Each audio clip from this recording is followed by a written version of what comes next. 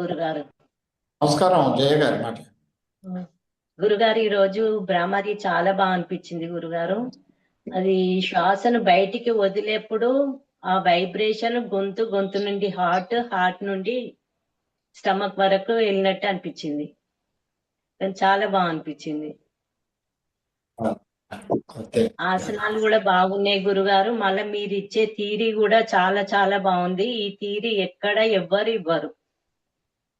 ఆసనాలు అంటే నేర్పించే వాళ్ళు చాలా మంది ఉన్నారు, కానీ థియరీ మాత్రం ఇంత డీప్ గా ఎవ్వరు ఇయ్యరు గురుగారు. నేను చాలా మందిని చూశాను. ఓకే, నమస్కారం గురుగారు. థ్యాంక్ యూ అమ్మా, ధన్యవాదాలు. మీరు దొరకడం మా భాగ్యం అనుకుంటున్నాను గురుగారు. అందరికీ భాగ్యం దొరకదు. యోగా గురువులు ఎంతో మంది ఉంటారు, కానీ అందరికీ మీలాంటి వాళ్ళు దొరకాలంటే ఎంతో పుణ్యం చేసుకుంటే గాని దొరుకుతారు అనిపిస్తుంది. ఒక్క రోజు కూడా క్లాస్ మిస్ కావాలనిపించట్లేదు. ఒక్క రోజు మిస్ అయినామంటే ఏం మిస్ అవుతామో, క్లాస్ ఎంత మిస్ అవుతామో అనిపిస్తుంది.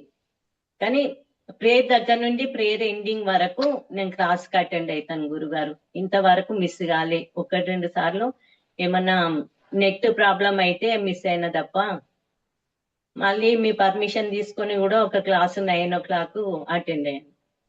థ్యాంక్ యూ గురుగారు. చాలా చాలా బాగుంది బ్రాహ్మరి.